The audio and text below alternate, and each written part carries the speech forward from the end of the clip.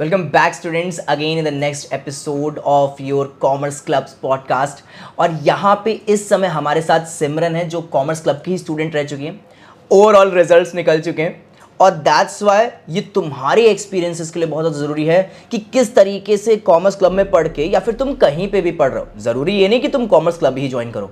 ऐसे कौन से एलिमेंट्स हैं जो तुम्हें ज़ीरो से हीरो बना सकते हैं। ऑल दो क्या क्या चीज़ें हैं, क्या क्वेश्चंस होने वाले हैं, वो सारी की सारी चीजें हम लोग इस पॉडकास्ट में करेंगे। ठीक है,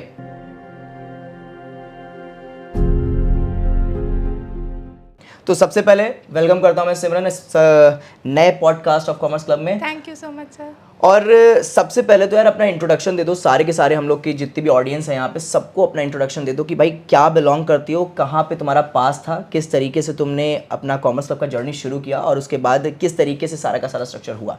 thank you so much sir, आपने मुझे यहाँ बैठने का मौका दिया। तो मैं आपको बताना चाहूँगी कि मैं 9th में मैं थी रिजेंसी पब्लिक स्कूल में और वहाँ पे मेरा थोड़ा सा डाउनफॉल हुआ एंड आफ्टर दैट मैं 10th में आई। मैंने सोचा मैं सेल्फ स्टडी करूँगी, बोर्ड्स निकल जाएंगे, तो मैंने सेल्फ स्टडी पे ध्यान दिया एंड सेल्फ स्टडी की तो ठीक ठाक आ गए मेरे। 10th में आए थे 85%। मतलब सेल्फ स्टडी से भी नंबर लाए जा सकते हैं? यस सर, ऑफ कोर्स लाए जा सकते हैं। तो 10th में आपको कितना परसेंटेज? 85% आया था सर मेरा। 85% गया। Yes, sir. अच्छा, आपका जो 10th था वो साइंस साइड से था या फिर कॉमर्स? कॉमर्स, ICSE बोर्ड्स था तो उसमें commerce he side. So that means जो ISC में आपका पहले से कॉमर्स का ही स्ट्रक्चर रहा है क्लास 9 से। Yes, और sir. 10th में 85% विदाउट एनी स्टडी आपने स्कोर कर लिया। Yes, कहीं भी किसी भी कोचिंग को बिना ज्वाइन किए। Yes sir. और उसके बाद अपग्रेड करते करते चले गए आप 11th में। और 11th का किस तरीके से आपका सर 11th में भी मेरी सेल्फ स्टडी थी, उस पर भी मैंने पूरा अपनी सेल्फ स्टडी से जो मैंने 10th में स्कोर किया था वही मैंने 11th में भी स्कोर किया 85%। दैट मीन्स दोनों ही आपके क्लास में जो है 85% Yes, खींचा। sir. मतलब आपको कोई बहुत ज़्यादा अपग्रेड देखने को नहीं मिल रहा था। क्या वही चीज़ें दोबारा से आप कर रही थी फॉलो? यस सर, कर रहे थे, लेकिन इस टाइम ये जा रहा था कि 12th है, ठीक है, और आपको पता ही है कैसे प्रेशर होता है कि अब इंटर है और इसके नंबर आगे मतलब ऐड ऑन होंगे, तो बहुत प्रेशर आ रहा था। तो मैंने मम्मा से थोड़ा पूछा कि मम्मा कोचिंग वगैरह ज्वाइन कर लेते, तो मम्मा ने कहा कर लो। तो पहले मैं ऐसे ही एक सर के पास जाती थी, उसके बाद फिर मैंने सर्च आउट किया कि हाँ सीतापुर में मतलब बेस्ट कोचिंग इन सीतापुर, तो टॉप पे भैया कॉमर्स क्लब, तो ऑब्वियसली बच्चा वहीं जाएगा जहाँ पे मतलब टॉप पे जिस इंस्टीट्यूशन का मतलब नेम है। विदाउट एनी एक्सपीरियंस आप किसी के बिना पूछे आप कॉमर्स क्लब में आ गए थे? Yes, sir. ये नहीं था कि मतलब कहीं से रेफरल लिया जाए? No sir no. तो उसके बाद मैं आई थिंक सो अगस्त में आई थी, तो उसके बाद मैंने अगस्त में ज्वाइन किया। मेरा फर्स्ट डे था, मुझे मतलब बहुत कुछ फर्स्ट डे में ही सीखने को मिल गया, जो आपने मतलब रियलिटी खोल दी कि मैं कहाँ पे हूँ एक्चुअली में। मतलब कि मैंने 11th में क्या पढ़ा, कहाँ मुझे ध्यान रखना चाहिए था, उन चीज़ों पे आपने मतलब पूरी रियलिटी खोल दी मेरे सामने, ठीक है। उसके बाद फिर मैंने ज्वाइन किया और फिर धीरे धीरे आपने बहुत सारी चीज़ें सिखाई, ठीक है, टाइम मैनेजमेंट सिखाया आपने, बहुत अच्छा लगा मुझे वो एक्सपीरियंस। फिर उसके बाद आगे आगे चलते रहे। फिर जब जनवरी आया तो वो प्रेशर कि हाँ भाई आपका प्रेशर, फैमिली वालों का प्रेशर, बोर्ड्स आ रहे हैं, बहुत बहुत मतलब पूरा स्ट्रेस से भर गई थी लाइफ। तो फिर भी आपने मतलब कहा कि नहीं सिमरन हो जाएगा हो जाएगा, तो बस फिर वैसे ही मैंने कंटिन्यू किया और हो गया। तो सारे स्टूडेंट्स को जितने भी यहाँ पे बैठे हुए हैं और जितनी भी ऑडियंस बैठी हो, सबसे पहले अपने क्लास 12th के परसेंटेज बता दो। 91%। 91% स्कोर किया है। और इसमें सबसे ज़्यादा मेजर रोल किस सब्जेक्ट का रहा है, मतलब कि जिसमें आपको बहुत ज़्यादा स्ट्रेंथ मिली और ये 91% जो स्कोर हुआ है ये वो सब्जेक्ट ना होता तो होता ही नहीं? ऐसा मतलब जैसे मेरे बिजनेस स्टडीज़ में 95 आए हैं आउट ऑफ 100 एंड इंग्लिश में भी मेरे 95 आए हैं आउट ऑफ 100। ये मैं देख सकता हूँ आपके 95 जो है BST में है, इकोनॉमिक्स में 94 है जी, और अकाउंटेंसी आपने 89 स्कोर किया है। Yes sir. तो अगर देखा जाए तो जो मेजर 3 सब्जेक्ट माने जाते हैं accountancy, business studies and economics, उसमें कहीं ना कहीं अकाउंटेंसी थोड़ा सा लैग हो गया। yes, yes. ये एक नंबर का गैप 89, बस एक नंबर और हो जाता तो आपका 90 हो जाता। Yes sir. तो एक नंबर का लैग है। मैंने पढ़ाया तो तुमको पूरा अच्छी तरीके से था सर पढ़ाया तो आपने अच्छे तरीके से था, प्रिपरेशन भी अच्छे तरीके से की। कहीं ना कहीं ऐसा था कि CBSE ने जो इस टाइम हमारी शीट्स जो मतलब आंसर शीट्स को जिस पैटर्न में रखा था, उस शीट्स की वजह से मुझे ऐसा लग रहा है कि कुछ ना कुछ मेरा कहीं पे लिखने का ढंग थोड़ा इधर उधर हो गया। मीन्स कि अब मैं कौन सा क्वेश्चन कहाँ पे करूँ वो मुझे डाउट लग रहा है, क्योंकि मैंने डिबेंचर का क्वेश्चन आई थिंक सो मतलब पहले दिया था, वो मैंने बाद में कर दिया। तो मुझे ऐसा लग रहा है कि वहाँ पे वो एग्जामिनर कहीं मतलब भटक ना गया हो मेरी कॉपी चेक करते टाइम। सीक्वेंस नहीं मेंटेन कर यस सर। और आई गेस देखो कुछ ना कुछ यहाँ पे जितने भी बैठे स्टूडेंट्स बैठे हुए हैं यहाँ पे, मैं साफ सी बात कह रहा हूँ, सीक्वेंशियल मेंटेनेंस बहुत ज़्यादा ज़रूरी होता है। कुछ टीचर बताते हैं यहाँ से शुरू कर दो, वहाँ से शुरू कर दो, यहाँ से टीचर फ्रस्ट्रेट होना शुरू करता है। और मैं तुमको यहाँ पे बैठ के बस सबसे पहला टॉपिक जो सबसे पहला या टॉपर से एक्सट्रैक्ट निकाला है, तो सबसे पहला एक्सट्रैक्ट तुम्हारे लिए क्या है, अरेंजमेंट इज रियली नेसेसरी।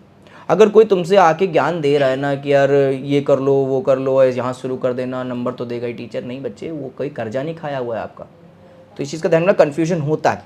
तो अकाउंटेंसी 89 स्टिल अ बहुत अच्छा स्कोर, लेकिन वो एक नंबर का गम ना वो रहेगा ही रहेगा। ठीक है, ओके। सो अकाउंटेंसी 89 बहुत अच्छी स्कोरिंग है। तो मेजर पोर्शन अगर किसी बच्चे को 85 के आगे अपडेट करना है अपना अकाउंट्स, 90 के आगे जाना है, 95 के आगे जाना है, कोई भाई अगर आप 89 स्कोर कर सकते हैं तो अगर री एग्जाम में हम 95 भी स्कोर कर सकते हैं, ये तो फॉर श्योर है। तो अगर किसी बच्चे को और अपग्रेड करना है, 95 तक की अकाउंटेंसी में स्कोरिंग करनी है, अगर 98 स्कोरिंग करनी है, 100 आउट ऑफ 100 स्कोरिंग करनी है, तो कुछ बेसिक 2 टिप्स में ख़त्म कर दीजिए। Concepts and practice, that's it. तो बेसिकली कॉन्सेप्ट होना चाहिए और प्रैक्टिस होना चाहिए। कंसेप्ट इन द सेंस थोड़ा सा deep describe. Sir concept in the sense कि जैसे कि आप पार्टनरशिप पढ़ रहे हैं, उसमें जो कि हमारा पार्टनर्स कैपिटल अकाउंट बनता है, उसमें concept, interest on drawing, interest on capital, जो वो सब है वो कौन से में जाएगा, फ्लक्चुएटिंग में, फिक्स्ड में, वो सारी चीज़ें आपको ध्यान से, अगर आपको वो चीज़ें पता है तो आप एंट्रीज तुरंत बना लेंगे, है ना। तो हमें इस चीज़ पे ध्यान रखने कि हमारे कॉन्सेप्ट स्ट्रॉन्ग है, हमारा शेयर्स में हमें सब पता है कि हाँ ओवर सब्सक्रिप्शन कब हो रहा है, जो वो गंदा वाला ओवर सब्सक्रिप्शन जिसमें बहुत सारा वो गंदा वाला प्रोराटा हाँ गंदा वाला प्रोराटा, उसमें बहुत दिक्कत आती है, वो सब भी देखना होता है। मतलब कहने की बात यही है कि आपके कॉन्सेप्ट बिल्कुल बहुत स्ट्रॉन्ग होनी चाहिए, वरना फिर अगर आप कॉन्सेप्ट स्ट्रॉन्ग कर लेते हैं, उसके बाद आप प्रैक्टिस करते हैं, और आपने जैसे हमें रिकमेंड किया था ओसवाल, वो मैंने कम से कम 3-4 बार लगाई थी। स्पॉन्सर्ड नहीं है तो वो कम से कम मैंने 3-4 बार लगाई थी, और एक एक क्वेश्चन रट गया उसमें से, फिर भी पता नहीं कहीं ना कहीं कुछ रह गया, तो हाँ दुख तो होता वो है। थोड़ा बहुत तो रह जाता है। Yes sir. ठीक है, तो मतलब एक तरीके से आपको कंसेप्ट लॉजिक्स पे बहुत ध्यान देना है, और उसके बाद आपको जो नेक्स्ट चीज़ ध्यान देनी है that is your practice. Practice in the sense क्या ये स्टडी आवर्स पे रिलेटेड है कि मेरे को पढ़ना इतनी ज़्यादा देर है? नहीं सर, ये नहीं कह सकते हैं। प्रैक्टिस इन द सेंस कि अगर आप मान लीजिए कोई चैप्टर आपने मतलब लेके बैठे हैं कि हाँ मुझे आज शेयर्स को पूरा मतलब अच्छे से इसके कॉन्सेप्ट समझने हैं, तो आप एक एक चीज़ उठाइए। लाइक आपने सबसे पहले उठाया फॉर फीचर मान लीजिए, तो उसके पहले बिल्कुल बेसिक से उठाइए कि हाँ जब कोई फॉर फीचर होता है तो क्या उसकी एंट्री बनती है, कितना पैसा, कॉल्ड अप, पेड अप, ये सारी चीज़ें आप पहले बेसिक समझिए, और उसके बाद आप अपने आप इवैल्यूएट करिए कि हाँ मुझे कितना आता है और मुझे अभी कितना सीखना है, उस हिसाब से आपका हो जाता है। तो मतलब एक तरीके से टाइम डिवीजन, कंसेप्ट डिवीजन, बहुत सारी चीज़ों पे ध्यान देना पड़ेगा। और बेसिक बच्चों का एक क्वेश्चन रहता है, मैं बीएसटी और इको पे आगे पेच करूँगा, लेकिन अभी बहुत बच्चों का क्वेश्चन ये रहता है कि वो लोग कहते हैं कि भाई जितना एक टॉपर स्टडी कर रहा था, जितने घंटे वो पढ़ रहा था, मैं भी उतने ही घंटे पढ़ने लगूँ तो मेरा जो है स्कोरिंग हो जाएगा। तो यार मैं तुमको सीधा उससे पहले मैं तुमको बता दूं कि 6 से 7 घंटा एवरेजली हर दिन पढ़ती थी। इनके साथ जो इनके और दोस्त भी थे 6 से 7 घंटे एवरेजली पढ़ते थे। तो कुछ लोग क्या पता 6 से 7 घंटे ज़्यादा नहीं भी पढ़े होंगे, स्टिल क्या पता उनके थोड़ा ज़्यादा भी आ सकते हैं, और क्या पता कुछ लोग तुमसे ज़्यादा भी पढ़े होंगे, उनके कम आ गए हों। Yes sir. तो क्या ये स्टडी आवर मैटर कर रहा है इस पूरी की पूरी साइकिल में? सर स्टडी आवर्स के ऊपर तो मतलब मैंने नहीं कभी सोचा कि हाँ, लेकिन मुझे ये रहता था कि हाँ कि आज अगर मैंने ये टॉपिक कंप्लीट कर मतलब मुझे ये टॉपिक कंप्लीट करके ही सोना है, ये रहता था, चाहे मुझे उसमें पूरी रात लग जाए, चाहे मेरा दिन निकल जाए, मुझे वो टॉपिक कंप्लीट करना है। अगर आपने मान लीजिए दिए हैं, आप जैसे देते रहते थे कि हाँ ओसवाल के 4 चैप्टर पूरे कर डालो, तो जब तक वो हो नहीं जाते हैं तब तक मैं करूँगी, चाहे उसके लिए 8 घंटे लगे, चाहे 9 लगे, चाहे 10 लगे, तो मैं वो करके ही सोऊंगी। और वैसे भी मैं नाइट में ही पढ़ती थी, दिन में तो मतलब इतना मुझे नहीं कंसंट्रेशन होता था, मैं नाइट में। तो मतलब रात में पढ़ाई करके बोर्ड्स में कोई दिक्कत नहीं होती? नहीं मैं तो बोर्ड्स, जब मेरा अकाउंट्स का बोर्ड्स था तो मैं 3 घंटे सोई थी। तो शायद उसी की वजह से तो नहीं 1 नंबर का दिया? पता नहीं, लेकिन हाँ मतलब 3 घंटे में सो के पेपर देने गई थी। ओके, सो अब मैं आगे बढ़ता हूँ। नेक्स्ट क्वेश्चन पे मेरा जो है ये बिजनेस स्टडीज़ में 95 की स्कोरिंग करी है। ठीक है, तो 95 इज़ ए इंसेन अमाउंट, मतलब ये तो बहुत अच्छी फिगर है कि मतलब 5 नंबर ही कटा है। ये 5 नंबर, मैं 95 पे फोकस नहीं करूँगा, मैं इन 5 पे फोकस करूँगा। ये 5 कहाँ से कटा? सर पर्सनली बिजनेस स्टडीज़ मेरा फेवरेट सब्जेक्ट रहा है, तो मैं ये कहूँगी कि 5 नंबर मुझे लग रहा है कहीं ना कहीं मेरे लास्ट में लॉन्ग आंसर्स में कटा है because of my writing and मैंने मतलब जो लास्ट मेरी क्वेश्चन था उसमें मैंने मतलब बहुत जल्दबाजी की क्योंकि लास्ट के 2 मिनट बचे थे, मैं उसमें थोड़ा टाइम नहीं मैनेज कर पाई, तो उसमें मेरा 2 लाइन छूट गई उस क्वेश्चन में। मेक श्योर अबाउट इट, जो writing speed and content writing. भाई बहुत बच्चे क्या करते हैं कि वो कंटेंट उसी समय इंस्टेंटली बनाते हैं, उसे तो मैं रट्टाफिकेशन नहीं करूँगा। टीचर्स ने कुछ इतना गंदा डिस्प्ले कर दिया है इस रट्टाफिकेशन को कि भाई रट्टाफिकेशन नहीं करना तुम डम्ब हो जाओगे। भाई रट्टाफिकेशन कुछ जगहों पे तो ज़रूरी है, और अगर आप इंस्टेंटली वहाँ पे आंसर फॉर्मेशन करेंगे, सबको पता है planning, organising, staffing, directing, controlling क्या होता है, स्टिल उसे लिखना कैसे है Yes, sir. वो उसके कंसेप्ट्स नहीं बताते हैं। वो आपको चीज़ें देखनी पड़ेंगी या फिर आपकी वोकैब इतनी अच्छी हो। सर मेन चीज़ है कि आप जैसे क्वेश्चन को आप लिख रहे हैं, सबसे पहले की पॉइंट्स, उसके बाद डायग्राम्स। मैंने मतलब 3 नंबर के क्वेश्चन में भी मैं डायग्राम और की पॉइंटर लिख के आई थी, ठीक है। 5 नंबर के क्वेश्चन थे, जितने भी मैं हर क्वेश्चन में डायग्राम मतलब फ्लो चार्ट्स वगैरह मैंने सब बनाए थे, की पॉइंट्स भी मैं लिख के आई थी। मतलब मुझे लग रहा था कि हाँ मेरी अच्छी स्कोरिंग हो जाएगी, लेकिन लास्ट में वो जो लाइन छूटी ना, मतलब मैंने पीछे से कुछ नहीं छोड़ा, पर लास्ट में वो छूट गया तो कहीं ना कहीं हो गया, अरे क्या हो गया ये। तो मतलब ये चीज़ तुमने हमको बताई नहीं थी जब पेपर हुआ था? नहीं बताया तो था। मेरे को नहीं पता था कि तुम 2 लाइन छोड़ के आई हो। नहीं बताया था हमने लास्ट में ये 2 लाइन। पॉडकास्ट के बाद मैं गालियाँ दूंगा। ठीक है, ओके, ठीक है। तो अच्छा, कुछ बेसिक ऐसी टिप्स जो बिजनेस स्टडीज़ में बच्चों को फॉलोअप करनी चाहिए?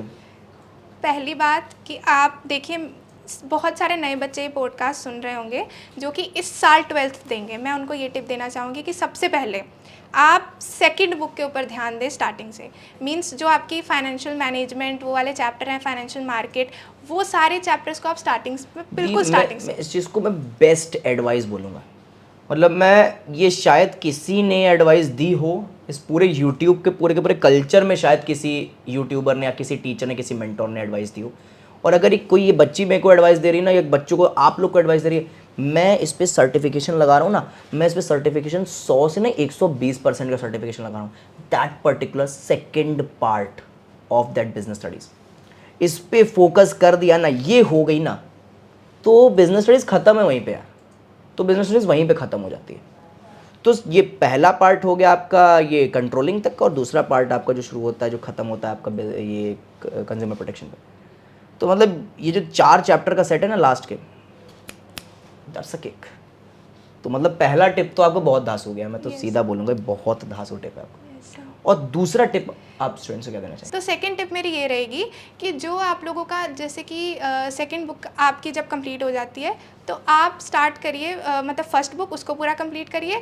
उसके बाद आप एक एक टॉपिक पे जाइए। जैसे कि मान लीजिए प्लानिंग में हम जाते हैं, प्लानिंग में कोई हमारे फीचर्स हैं, तो हम उस क्वेश्चन को लिखें जैसे फीचर्स ऑफ प्लानिंग, उसकी 5-6 हेडिंग्स बना के उसके की पॉइंटर बनाइए, उसको अपनी वे में लिखिए। आप अपनी वे में लिखेंगे तो और अच्छा आप इन्हांस कर पाएंगे। और उसके लिए आप डायग्राम प्रैक्टिस करिए, जैसे फीचर्स ऑफ प्लानिंग में क्या क्या होता है उसका डायग्राम बनाइए, फ्लो चार्ट बनाइए, ताकि आपकी एक एक जैसे टॉपिक है उसकी प्रैक्टिस होती रहे आंसर राइटिंग के लिए।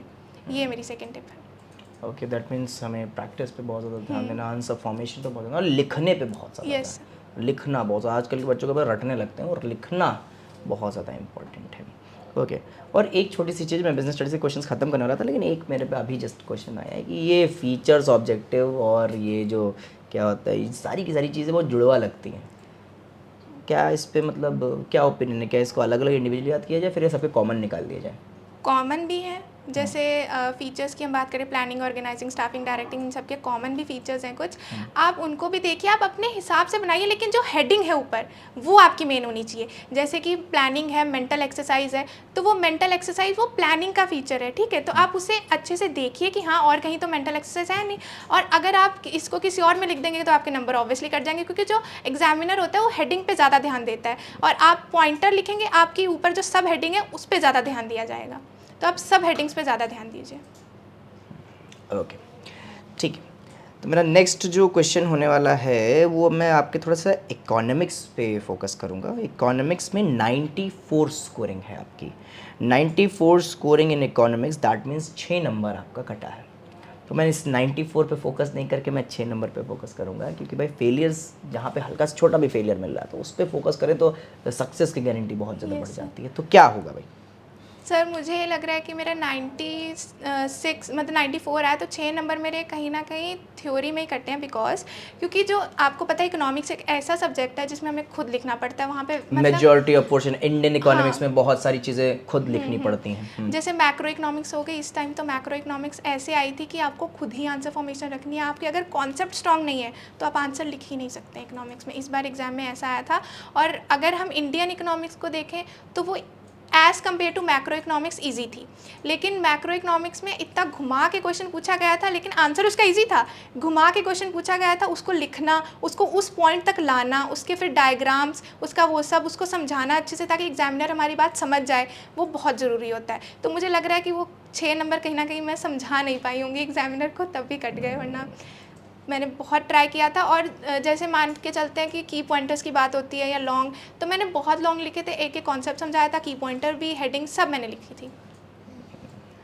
ओके, सो अगर किसी बच्चे को 95 स्कोर करना है, 99 स्कोर करना है, 100% स्कोर करना है, तो मतलब क्या उसको इकोनॉमिक्स में क्या सबसे ज़्यादा चीज़ें देखनी पड़ेंगी? मतलब क्या ऐसी बेसिक 2 टिप्स 3 टिप्स? सर यहाँ पे भी मैं सेम बोलूँगी, इकोनॉमिक्स में तो सबसे ज़्यादा ज़रूरी मैक्रो इकोनॉमिक्स में कॉन्सेप्ट क्लैरिटी। जैसे हमारा ADAS वाला चैप्टर है, नेशनल इनकम, इसमें अगर आपके कॉन्सेप्ट स्ट्रॉन्ग नहीं है, आप किसी भी किसी भी क्वेश्चन का आंसर दे ही नहीं पाएंगे, बिकॉज CBSE हम लोग के कॉन्सेप्ट चेक करता है। आप आंसर लिखेंगे, आप घुमा फिरा के जितना मर्जी लिखे, बात कॉन्सेप्ट पे ही आती है, तो आपको कॉन्सेप्ट क्लैरिटी होनी बहुत ज़रूरी है। उसके बाद अगर हम बात करें इंडियन इकोनॉमिक्स की, तो जो पहले 3 चैप्टर हैं, मैं तो कहूँगी उन तीनों को रट लो, ठीक, पहले 3 चैप्टर रट लो, लास्ट के आप खुद भी मतलब अपनी नॉलेज से, एक्सपीरियंस से लिख सकते हो। रट तो लिए जाए, उस पर नींद बहुत आती है। नींद तो सर आती है, अब रटने तो पड़ेंगे ही अगर नंबर लाने हैं तो बात ये है कि आप रट लो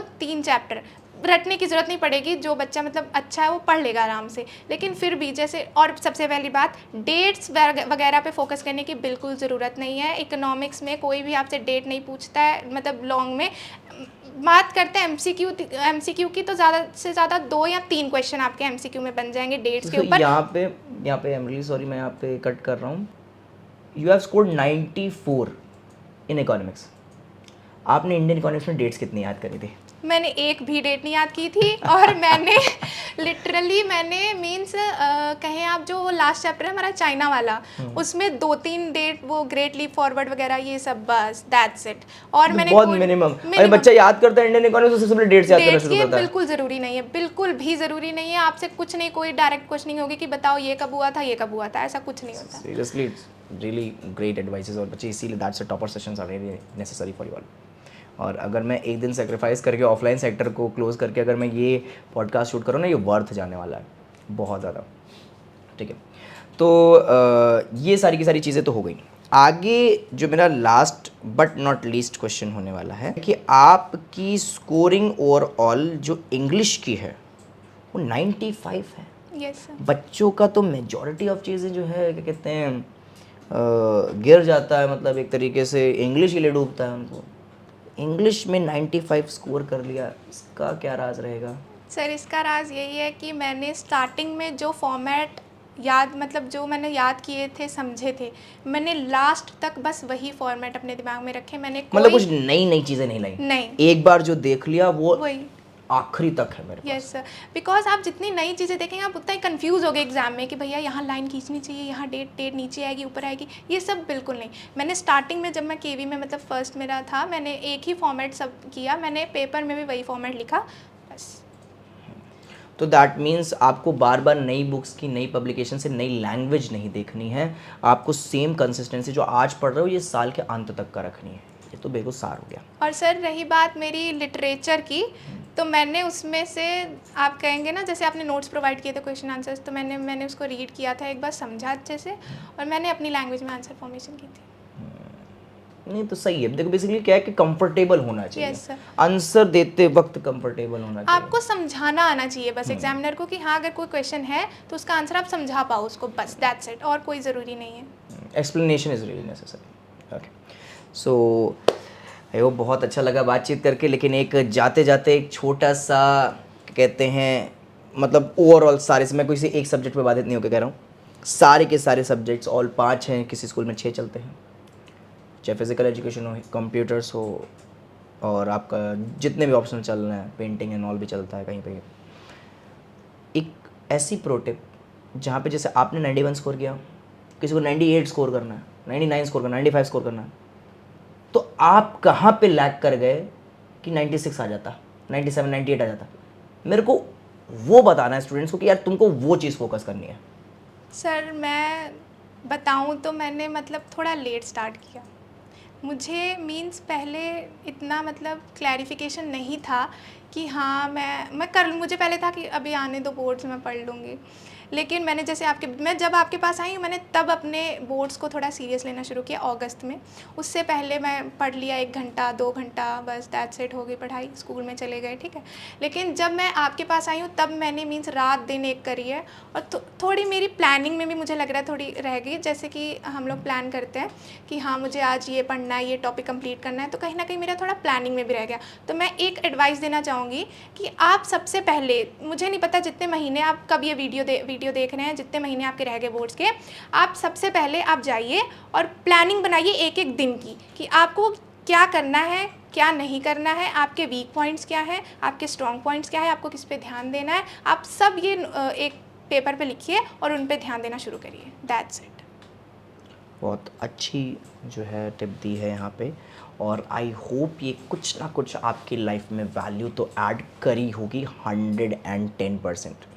और अगर यहाँ पे सारी की सारी चीज़ें क्लियर हो चुकी हैं, तो अब यहाँ पे मैं इस पॉडकास्ट को एंड करूँगा। और बेसिकली सारी की सारी चीज़ें हो चुकी हैं, and I wish you the best for your future. Thank you sir. And मिलता हूँ मैं तुमसे अगली किन्हीं पॉडकास्ट में, जहाँ पे मैं टॉपर्स, कहीं कहीं वीक सेक्शंस और बहुत सारी ऐसी चीज़ें लाऊंगा जहाँ पे तुमको ये फील हो कि यार हाँ लिटरली इन सब से मेरे एकेडमिक्स में वैल्यूज़ तो ऐड हो रही है। तब तक के लिए मिलता हूँ। Have a nice day.